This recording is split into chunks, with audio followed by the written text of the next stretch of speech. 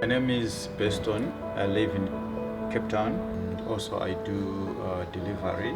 Interbet helped me to realize my dreams. Now I have my own delivery vehicle and I'm able to do the removal in and around Cape Town.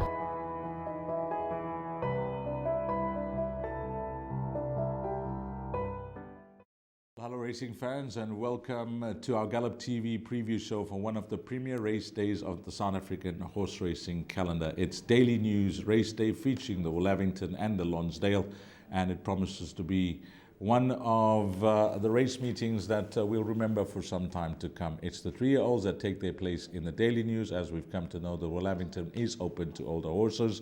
The Lonsdale Stirrup Cup is over 2,400 meters, 3 good features, races 5, 6 and 7. And the operator has put on a sweetener for Pick 6 players that will begin in race number 4. R1 million carried over. That Pick 6 pool is R4 million. Well, joining the team on Gallop TV for the preview is Ryle Radhakrishna, who is really excited about this race card, just chatting to me off air.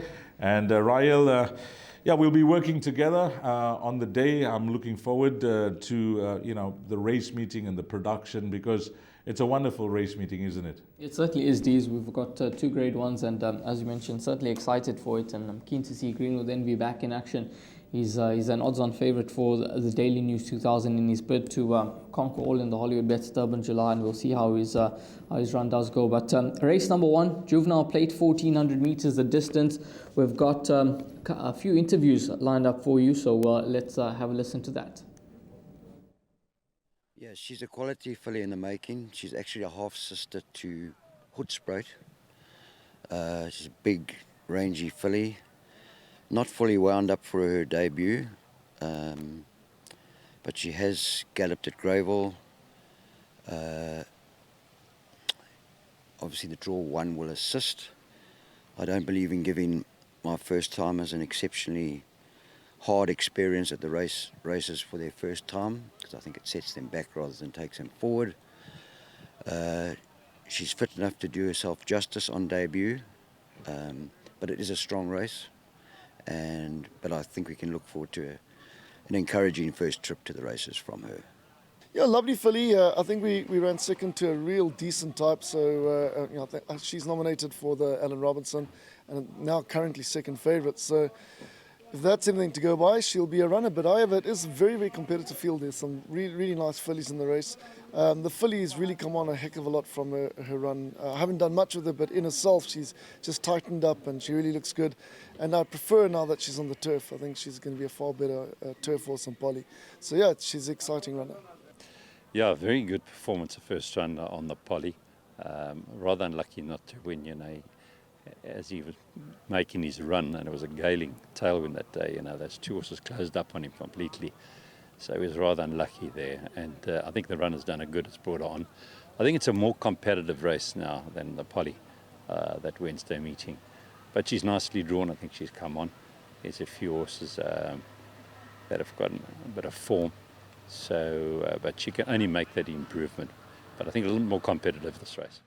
Well, you had to like the comments made by the 3 trainers that were interviewed there, but I think the one word that stuck out for me, Ryle, was competitive. All 3 trainers used that word to describe the field that they face. So when we look at it in race number 1, I think let's just give short comments on runners that we both possibly think will feature. We'll begin with number 2, Spirits of Lavana, Glenn Cotson's horse. I'm waiting to see how that form line holds up, because the word was out for Dean Canamay's runner, Gimme Countess. She won a good race. The betting was there to match. And Dean will have a fairly decent line with these Charlestons against a horse like this, but the draw is a big plus for her. Yeah, they were well spread out that day. I mean, the horse that ran 3rd, Mother India, was well back in. She finished 8 lengths off them, so they were well spread out. But I think that this filly can only improve, and I think she'll certainly be in with a shout here. Number 3, The Ghost, ran in the Strelitzia last time out, 5 lengths off them behind Just Reckless. The word was out on debut that this filly could run, and Paul Lafty was quick to mention that she's not fully wound up, but she's got ability and she can run a huge race, and she's obviously got to be given a healthy respect here from a 3 draw with Gavin aboard. Yeah, and I think the extra distance is going to suit her. You can see why she was fancied first time out, because she ended up odds on second start. So she has to go in. Number 5, which is Pearl in her crown, Paul Matchett's visitor. Do you respect the Gauteng form? I think I give her more of a place chance here. I think she may have a couple to beat her, but she's certainly coming along the right way. Dropping in trip to 1400 meters. Let's see how she goes. Place chance for me. Trifecta's quartets for Rael, I must agree with him. Then this Canamea horse called Avernian Goddess. Yeah, I like Dean's assessment of that finish last time out because he's spot on. Absolutely. I'm not saying that she could have beaten. I remember that race clearly, but Pilot Flame did have the credentials as for going off as the top one. But if you watch that race, she was a horse that you penciled in big time.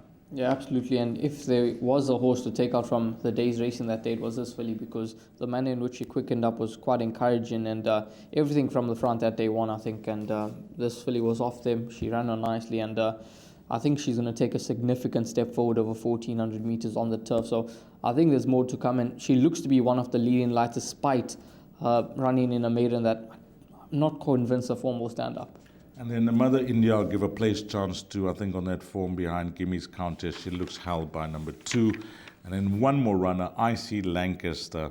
We saw that form line, I think it was Careful God winning during the week. So that form line is held up. 1400 meters last time out. That was a game run. You know, those 3 horses, they crossed the line within a length of each other. You Bring Me Joy, Careful God, and this horse, IC Lancaster. Just a draw for me, because I don't know what the plan is going to be, but I suspect they'll try and run her forward, so she may have to be used up. She's likely going to have to be used up, but in saying that, there's quite a bit of speed in the race on the inside, so whether she's going to be able to get herself into a handy position, I'm not sure, but she does have 4 lengths or so to find with them. Number 3, the Ghost, and whether she's going to be able to turn the form around on that Magical View run, not convinced, but Trifecta Quartet chance for me. And then Alison Wright, we're not omitting you after your 5-timer during the week. And Atandiwem Goodla, 5-timer. Congratulations to both of them. Those are rare days for a stable and a jockey. So well done to them. What about their runner here, number 4? Place chance, Dees. Place chance, Alison Wright, but you could prove us all wrong the way your stable is flying. So we've given you some horses there. I think in numerical order, numbers 2, 3, 5, 6, and 10. 2, 3, 5, 6, and 10. What's that? 2, 3, 5, 6, and 10, 5 runners. Would you take a chance with 5 runners boxed in the quartet? Yeah, I'd take my chances. If you had to choose your roving banker?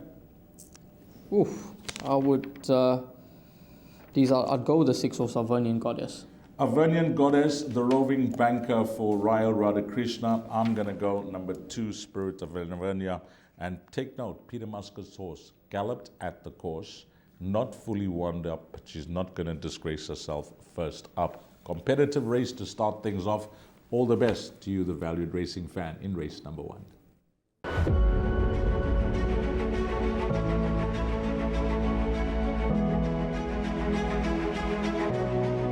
It's good fun. Days like these are great. You get the whole industry together.